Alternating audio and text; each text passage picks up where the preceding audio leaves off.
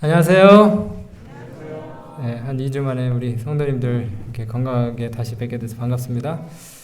참 은혜로운 찬양으로 하나님께 영광을 돌리셨는데, 저희도 세 자녀가 있는데 이런 그림 한 2개 정도는 나올 줄 알았는데 안 나오더라고요.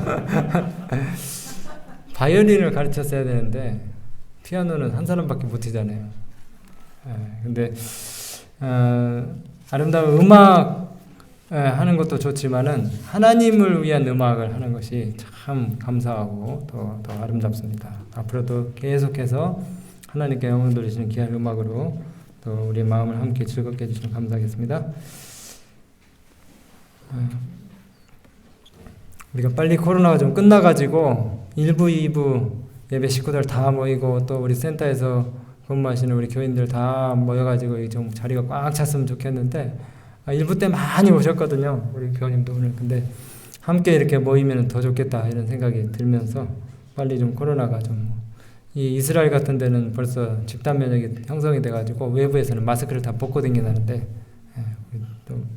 좀 빨리 그런 날이 오면 좋겠습니다. 오늘은 하나님의 말씀 마태복음 24장 32절로 39절의 말씀을 우리 함께 보시도록 하겠습니다. 하나님의 귀한 말씀 마태복음 24장 32절로 39절입니다.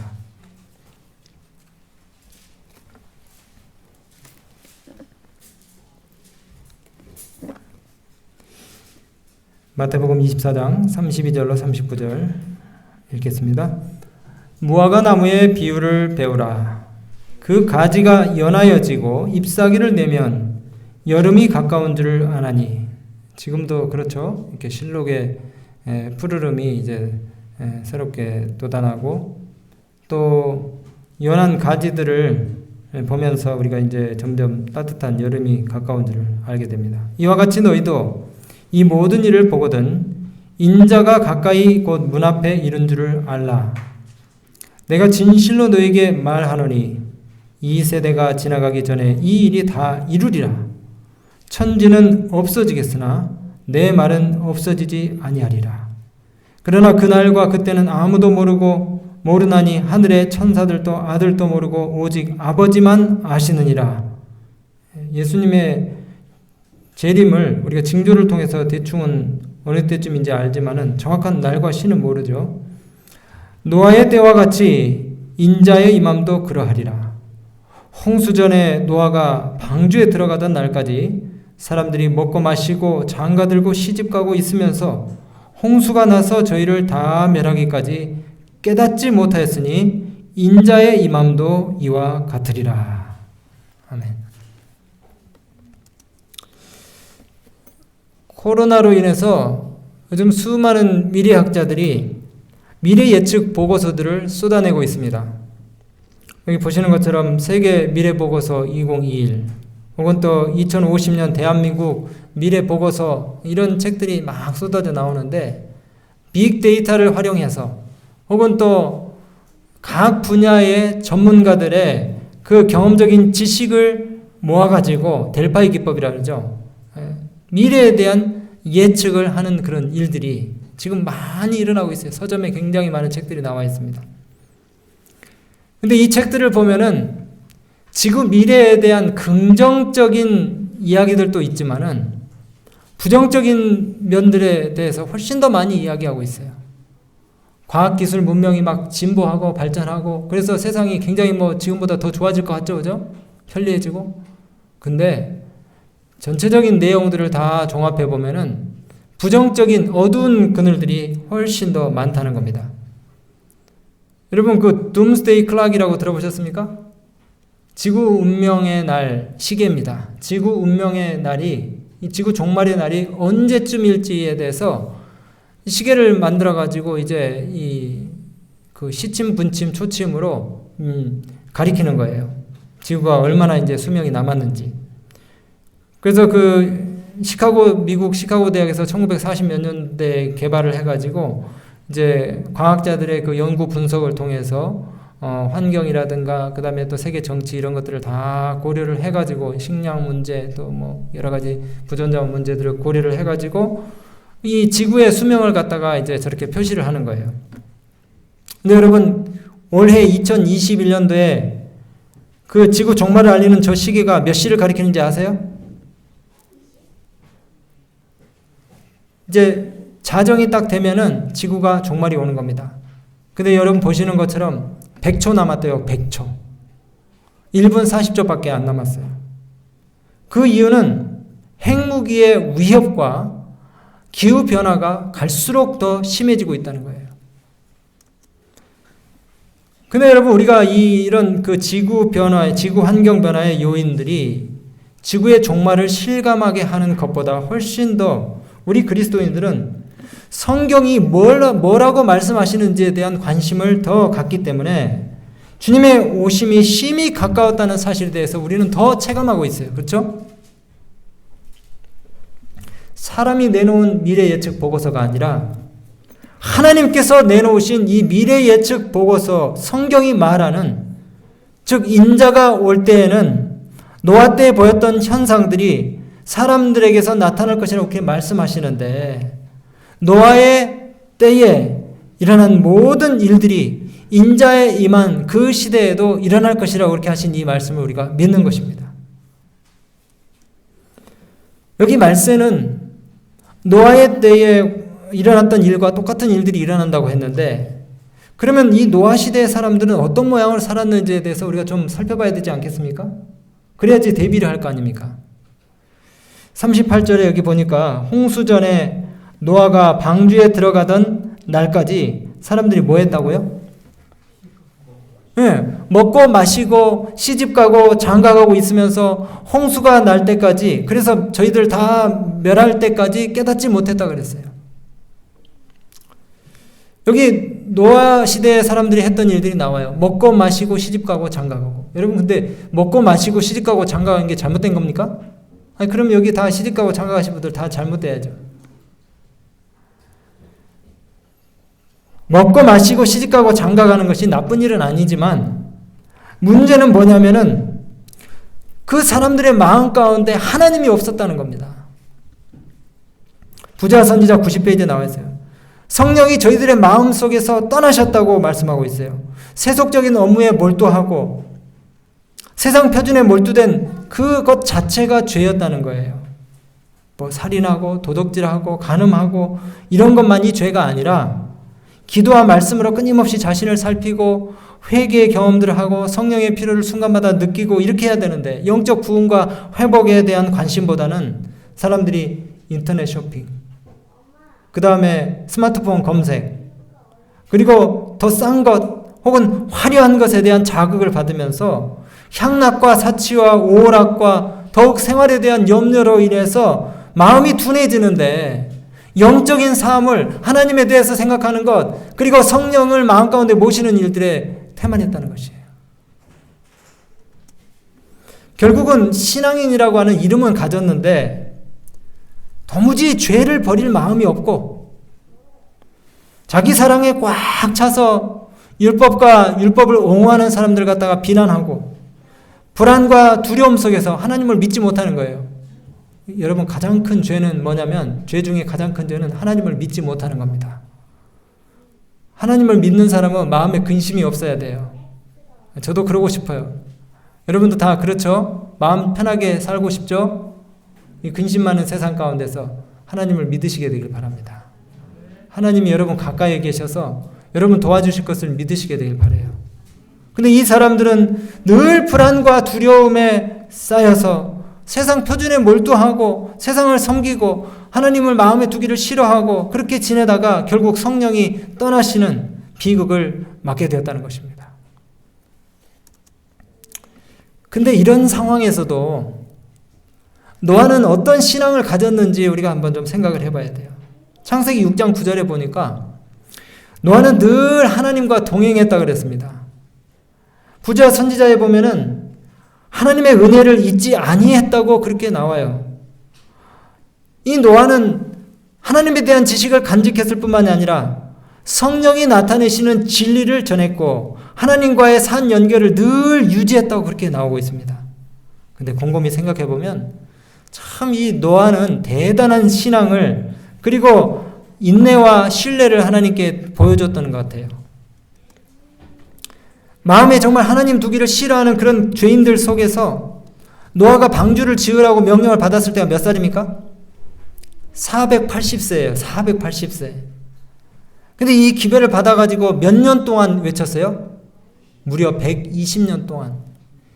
비라는 것을 한 번도 경험해보지 못한 사람들에게 홍수에 대한 기별을 전파했는데 120년 동안 무시를 당하면서도 그 기별을 전했을 때에 이 노아의 마음 가운데 어떤 확신, 어떤 담대함이 필요했을까요?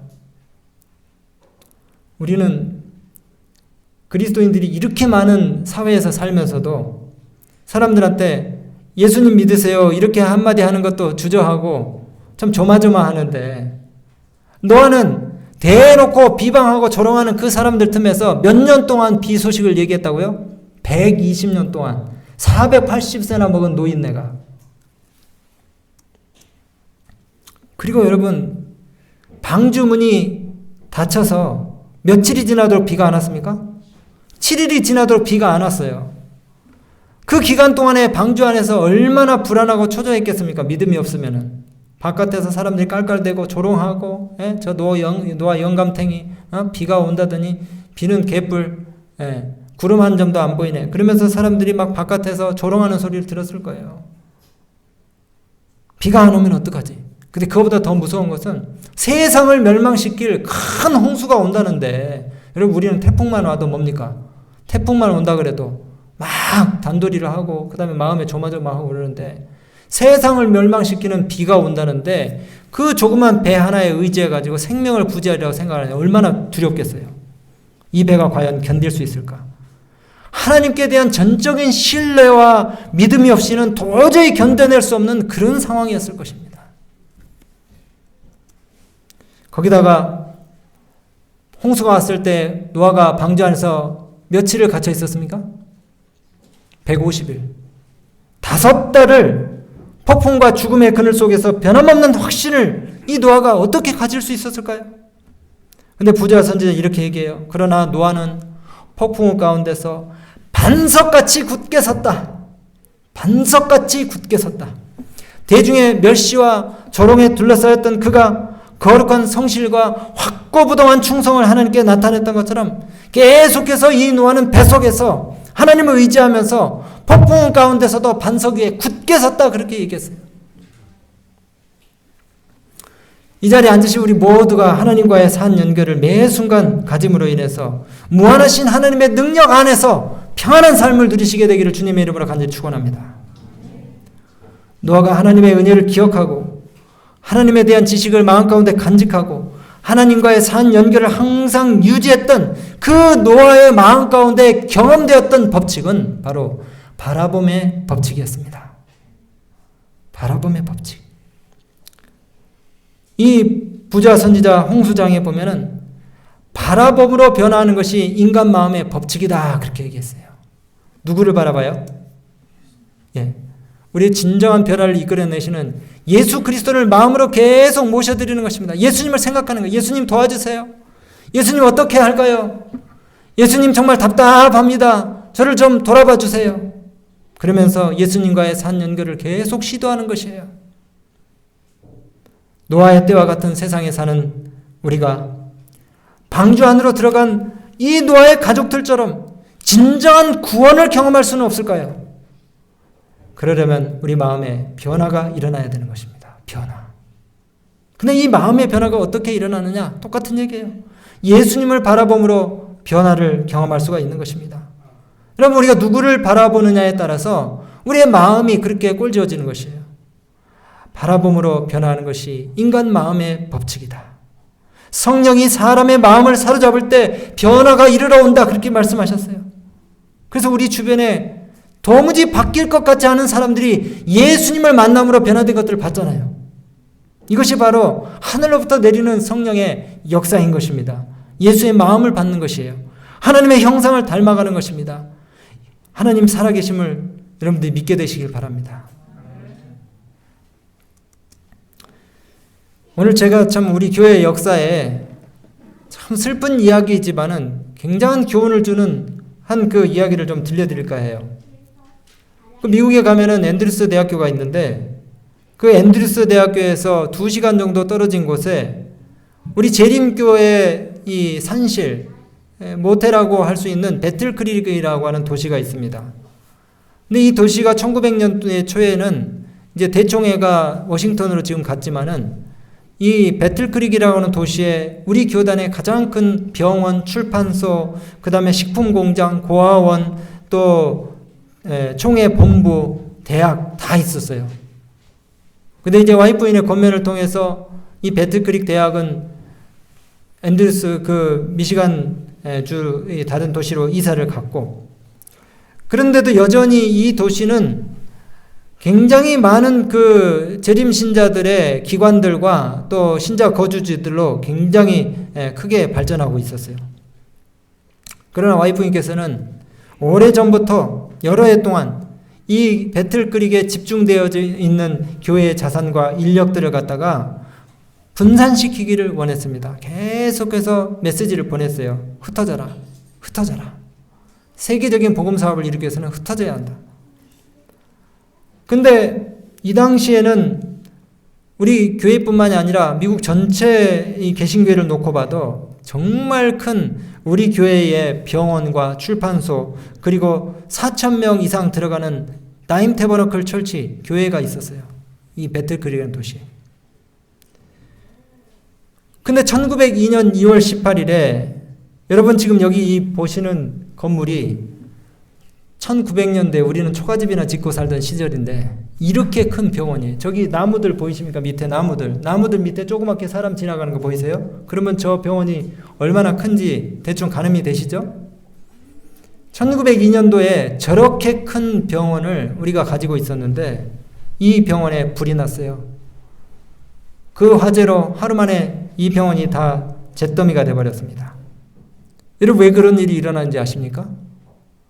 이 병원의 종사자들이, 의사들과 간호사들과 책임 있는 위치에 있는 사람들이 더 이상 기독교적인 극기와 자아희생을 나타내지 않고 이 기관을 하나님의 성스러운 기관으로 생각하지 않고 돈벌이 장소로 여겼다는 것이에요. 그래서 의사들은 기관의 사업보다 자신들의 호주머니에 급료를 챙기는 일에 바빴고, 세상 사람들의 생각과 상식과 표준에서는 도무지 이해할 수 없는 그런 일들이 여기서 일어나고 있었어요. 그렇다고 해서 엄청난 큰 비리를 저지른 것은 아닙니다. 여기 있는 사람들이 간호사로서, 의사로서, 기관 종사자로서 열심히 일해서 아니 자기 밥벌이를 위해서 돈을 벌어가겠다는데 그게 잘못됐습니까? 근데 오늘 본문의 말씀대로 먹고 마시고 시집가고 장가가고 이것 자체는 잘못이 없어요. 이 병원 기관에서 열심히 일해가지고 월급 받아가는 건 잘못이 없어요. 근데 문제는 뭡니까? 이 사람들의 마음 가운데 하나님이 안 계셨어요. 성령이 떠나셨어요. 그들의 돈벌이 그냥 수단으로, 기관으로 전락하고 말았어요. 거기다가 여기 보이시는 이 존 하비 켈럭이라고 하는 의사가 이 병원의 그 병원장이었는데, 여러분 우리 여기 농협마트만 가도 한국이고 어디고 전 세계 존 하비 켈럭이 고안한 그 콘프레이크 있죠? 켈러그 콘프레이크. 이게 우리 재림교회 의사가 개발한 거예요. 물론 나중에 배교하고 나갔지만은 전 세계적으로 유명한 콘프레이크, 켈러그 콘프레이크. 이 발명자인 이 켈러그 의사는 와이프인의 그 지원을 참 많이 받은 사람입니다. 10명인지 13명인지 그 형제가 많은 가정에서 자라난 이 켈로그가 가난해가지고 학비가 없을 때 와이프께서 학비도 대주고, 그 다음에 신앙적인 권면도 하고 교회 안에서 이 신앙교육을 받도록 계속 지원해주고 도와줬어요. 그래서 정말 그 최고의 조언자로 와이프인을 모실 정도로 이 켈로그가 선지자를 의존하고 또 의지했습니다.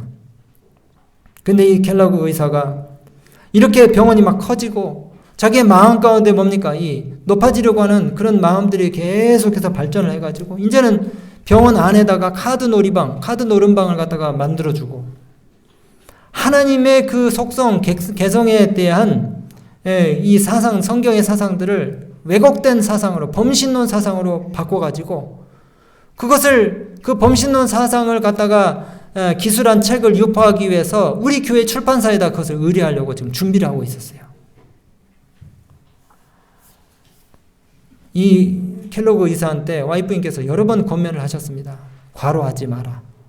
네가 건강하고 그 다음에 신체적으로 항상 건전한 상태에 있어야지 이 큰 기관을 끝까지 하나님의 영광을 위해서 경영할 수 있다. 과로하지 마라. 두 번째 권면은 뭐냐면 영적인 삶을 위해서 네 자신을 돌아보고 예수를 위해서 살아라. 그렇게 계속 권면했습니다. 세 번째는 이 켈로우가 이 지위에 대한 욕심이 많았기 때문에 최고의 자리에 오르려는 그것과 그 분투하는 마음을 버려라. 이렇게 계속 권면했는데 이 켈로우가 말을 듣지 않았어요. 여러분, 그래서 하루아침에 이 병원이 전소가 됐습니다. 전소가 됐어요. 근데 11개월, 병원이 불탄 후에 11개월이 지나지 않아서 그 도시에 또 다른 우리 교회 기관인 시조사에 불이 났어요. 정말 큰 불이 났습니다. 근데 그 이유도 여기에 근무하는 분들이 자신을 높이는 일, 그 다음에 일이 너무 바빠가지고 영적인 살핌을 할 수 없는 그런 지경에 이르렀어요. 상업적인 일에 몰두한 나머지 그 상업적인 일로 바빠져가지고 사람들이 하나님을 잊어버렸어요. 거의 어떤 고객이든지 돈이 되면 다 받아줬어요. 출판물을 밤이고 낮이고 막 계속해서 하니까 돈은 벌리죠. 근데 여기 있는 직원들이 바쁘고 여기도 바쁘고 저기도 바쁘고 그 밖에 어떤 곳에서 너무나 바쁘기 때문에 하늘에 대해서 생각할 여유가 없었어요. 밤의 이상 중에 와이프님께서 이 출판사에 내려앉는 화염검을 보았다고 그렇게 말씀하고 계십니다. 이것은 분명 하나님의 기관에 대한 하나님의 진지한 관심과 애정의 표현이었어요. 다시 겸손하고 회개하는 마음으로 하나님 앞에 부복할 것을 촉구하는 그런 하나님의 임재였습니다. 근데 끝내 이것을 거절했어요. 심지어 이 켈로그는 그 불이 막 나고 있는데도 자신의 이 범신론 사상을 유포하기 위한 책자를 갖다가 발행하기 위해서 외부 출판사를 찾아다니고 있었어요. 그러니 잿더미가 되죠. 이 출판사는요, 불이 난 지 1시간 만에 다 타버렸습니다. 그래서 그 출동한 소방대원들이 그 거세지는 불길을 보고 이렇게 얘기를 했다는 거예요. 아니, 당신네 교회는 참 이상합니다. 아니, 이 화재를 위해서, 진압을 위해서 물을 끼얹는데도 오히려 휘발유를 끼얹는 것처럼 불길이 더 맹렬하고 거세지는 이유가 뭡니까? 하나님 안 믿는 사람들 그렇게 얘기하다. 근데 이것은 다 이미 경고된 그런 사건이었다는 것입니다. 여러분, 그리고 나서 또 더 안타까운 사건이 벌어졌는데 그 옆에 같은 도시에 4,000명이 들어가는 어마어마하게 큰 우리 교회가 있었어요. 다임 태버너클 교회라고 3,400명의 출석생들을 늘 가지고 있었고 173개의 안교반들이 있었던 교회입니다. 근데 이 교회도 역시 20년이 지나지 않아서 또 불이 났어요. 이 화재가 허용된 하나의 이유 가운데 배틀크릭에 있는 모든 기관들이 그 도시에서만 증식과 과대 성장을 갖다가 꿈꿨다는 것이에요. 교회가 전 세계로 뻗어나가서 하나님의 복음을 골고루 전파해야 되는데 이 도시에서만 집중이 된 것입니다. 그리고 거기에 일하는 모든 교역자들, 상당히 많은 교역자들이 급료에 대한 욕심이 많이 있었다는 것이에요. 여러분, 참 이 세상 사람들이 우리를 볼 때나 하나님의 교회나 이 기관들을 볼 때에 여사로 보지 않아요. 여러분, 이 다임 태버너클 철치, 그 다음에 또 시조사, 위생병원 이렇게 불이 나가지고 다 전소가 되자 그 배틀크릭 의회에서 이런 결정을 했어요. 이 큰일 났다. 안식일교회 보통 교회가 아닌데 계속해서 불이 날 것이 분명한데 혹시 소방서를 옮겨야 되겠다. 그래서 시의회에서 결의를 해가지고 우리 교회기관 옆에다가 소방서를 아예 지어버렸어요. 지금까지 있습니다. 지금까지. 아까도 들으신 것처럼 소방대원들이 와서 보니까 진짜 이 교회는 보통 교회가 아닌 것 같아요. 우리는 아무렇게나 살아도 아무 일도 안 일어나는데 이 재림교회 안식일교회 사람들이 뭔가 조금 하나님께 잘못하면은 거기에 대한 경고가 있고 큰 일들이 일어나는 걸 보니까 정말 이 사람들이 믿는 하나님은 살아계신 하나님이구나. 그렇게 안 믿는 사람들이 하나님을 보게 됐다는 것이에요. 저는 하나님의 살아계심을 믿습니다. 여러분, 하나님 정말로 살아계셔서 우리의 삶에 관여하신 분임을 믿으십니까? 믿게 되시길 바라요. 노아의 때 노아가 바란 경고와 그가 건축한 방주가 그 증거였음에도 불구하고 사람들이 곧 닥칠 이 사건에 아무런 주의를 기울이지 않은 채 자신의 일상적인 삶과 즐거움에 몰두해가지고 예수님도 잊어버리고 성령이 떠나가시는 그런 일들을 했을 때 그것이 바로 죄라는 것이에요. 종말을 맞이하는 그 사람들의 태도라는 것입니다. 마찬가지로 이 마지막 시대에 불심판이 있기 전에 이 세상 사람들의 마음이 똑같은 것이에요. 일상적인 업무로 너무 바쁘고 하나님을 마음 가운데 모셔드릴 생각이 없다는 것입니다. 여러분, 참 외람된 말씀이지만 제가 여러분들보다 많이 부족하지만 저는 우리 사람을 두려워하지 않기로 했습니다. 하나님을 두려워하시게 되길 바랍니다. 우리가 어떤 사업을 하든지 염려 걱정할 것이 없어요. 하나님 살아계셔요. 아니 우리가 잘못하면 죽기 이상으로 뭐 더하겠습니까? 죽는 것 이상으로 뭐 더하지 않아요. 겁날 것이 없어요. 근데 진짜 두려워할 분은 이 모든 것들을 심판하신 하나님 우리가 두려워해야 된다는 것입니다. 누가복음 17장 26절 32절에 노아의 때에 된 것과 같이 인자의 때에도 그러하리라. 노아가 방주에 들어가던 날까지 사람들이 먹고 마시고 장가가고 시집가더니 홍수가 나서 저희를 다 멸하였으며 또 롯의 때와 같으리니 소돔 사람들도 그랬어요. 소돔 사람들도 먹고 마시고 사고 팔고 심고 집을 짓더니 롯이 소돔에서 나가던 날에 하늘로서 불과 유황이 비오듯 하여서 저희를 멸하였느니라. 인자에 나타나는 날에도 그러하리라. 여러분, 우리에게 주어진 일상의 의무를 잘 감당하는 것도 중요하지만 분명히 기억해야 될 것은 이 땅은 우리가 영원히 살 집이 아니라는 것입니다. 또 우리 삶 속에서 예수님을 잃어버리면 아무 의미가 없어요. 너무 우리가 우리 자신의 일에 몰두해서 다른 사람을 돌보는 일에 무관심해서는 안 된다는 점입니다. 어저께 제가 부자와 나사로 이야기를 했잖아요. 부자가 뭘 잘못했습니까? 부자가. 그 거지 나사로가 자기 집에 왔을 때에 문전박대를 하고 때리고 내쫓았습니까? 아니에요. 자기 집 계단에 그냥 문지방에 앉아있는 것을 허락까지 해줬어요. 허락까지. 근데 죽음 이후에 운명이 바뀌었어요. 나사로가 그 아브라함 품속에 있고 부자는 자기 음부 구렁텅이에서 살려달라고 도와달라고 그렇게 얘기하는데 부자가 잘못한 게 뭐예요? 부자가 잘못한 거. 부자가 문전박대하고 하대하고 괴롭히지 않았지만은 그는 그 거지를 돌아보지 않았습니다. 무관심했어요. 사도 요한은 세상을 너무 사랑하지 말라고 그렇게 말씀하시면서 요한일서 2장 15, 17절에 이 세상이나 세상에 있는 것들을 사랑치 말라. 누구든지 세상을 사랑하면 아버지의 사랑이 그 속에 있지 아니하니 이는 세상에 있는 모든 것이 육신의 정욕과 안목의 정욕과 이생의 자랑이니 다 아버지께로서 쫓아온 것이 아니요 이 세상으로 쫓아온 것이라. 이 세상도 정욕도 다 지나가되 오직 아버지의 뜻을 행하는 자는 영원히 거하느니라 말씀하셨어요. 여러분, 하나님의 심판을 두려워하지 않습니까? 평안하다, 안전하다 하면서 영적으로 잠들어 있는 그런 자들에게 예수님이 밤에 도적이 임하는 것 같이 그렇게 신속하게 호련하게 오시는 것이에요. 우리가 끊임없이 우리 자신을 살피고 자기를 회개하고 하나님께 바치는 그런 일들을 해야 될 것입니다. 슬프지만은 우리 교단에 있었던 이 출판소와 병원과 큰 교회의 화제를 통해서 우리는 상당히 많은 교훈들을 얻게 되는 것이에요. 매 순간마다 내 속에 예수님이 거하시는지, 성령께서 사시는지, 내주하시는지, 그리고 하나님과의 산 연결과 접촉을 내가 시도하면서 사는지를 확인하게 하시는 그런 말씀인 것이에요. 우리 마음의 독성과 자존심을 버리고 죄를 고백하고 회개하면서 예수님의 이름으로 용서해달라고 우리가 끊임없이 기도하고 겸손과 회개로서 그분 앞에 나아가게 될 때에 하나님의 인자하심과 긍휼하심을 힘입게 될 것입니다.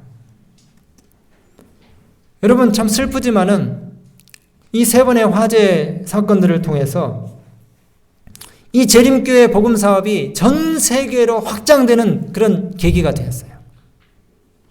이제는 더 이상 그 한 도시에서만 사업의 확장이 이루어진 것이 아니라 오늘날 8만 개의 교회들과 2천만 명이 넘는 세계의 신자들, 7,800여 개의 학교들, 175개의 병원과 140여 개의 요양원과 62개의 출판사들을 경영하는 역사들이 일어나게 된 것입니다.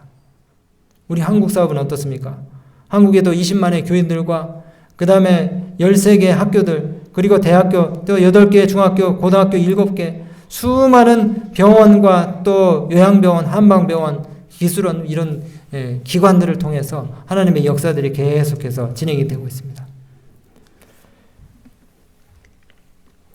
하나님 보시기에 참 그분의 사업에 허점을 드러내고 또 연약한 그런 자들이 하나님께서 주시는 귀중한 교훈들을 얻도록 하기 위해서 이런 어려움들을 당하긴 하지만 하나님은 여전히 그분의 자녀들을 대해서 소중하고 귀중한 자로 여기신다는 사실을 인해서 우리가 감사하게 되시기 바랍니다.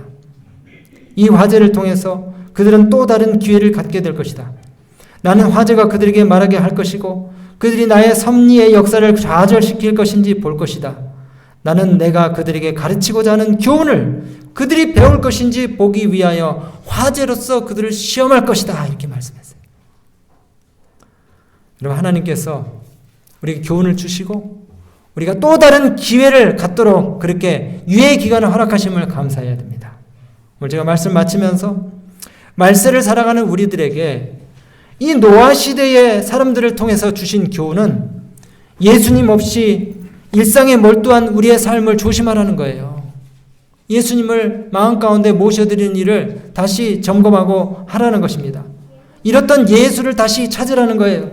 예수님과 동행하는 삶을 회복하라는 것입니다. 거룩한 형제들아, 예수를 깊이 생각하라. 결국 노아는 확신과 순종 가운데서 하나님과 동행하는 삶을 살았고 하나님의 은혜를 기억하고 잊지 않았던 이 노아는 하나님의 기억하심을 입은 바 된 그런 사람이 되었고 생육하고 번성하여 땅에 충만하라는 이 놀라운 하나님의 약속을 갖다가 성취시키는 하나님의 기쁨이 되었습니다. 하나님의 기쁨. 뭐가 됐다고요? 하나님의 기쁨. 우리 시대에도 노아와 같은 이런 믿음을 우리가 품을 수 있을까요? 빌립보서 2장 5절에 너희 안에 이 마음을 품으라. 곧 그리스도 예수의 마음이니. 하나님의 기별을 믿음으로 받고 온전하고 분명한 믿음으로 120년 동안 순종했던 노아의 삶을 우리가 따라가시게 되길 바랍니다. 확고부동한 충성, 거룩한 성실, 변함없는 선교 열정과 인내, 특별한 열성과 격렬한 감정, 아무리 비천한 현실 속에서도 무지개를 볼 수 있는 의의 설교자, 즐겁게 하나님께 헌물하는 자, 감사와 순종이 넘쳐나는 자, 하나님과의 산 연결을 계속 유지하는 자, 우리 모든 믿음의 가족들이 그런 하나님의 기쁨, 하나님의 귀요미들, 하나님의 사랑둥이들이 다 되시길 바라면서 오늘 말씀 마치겠습니다.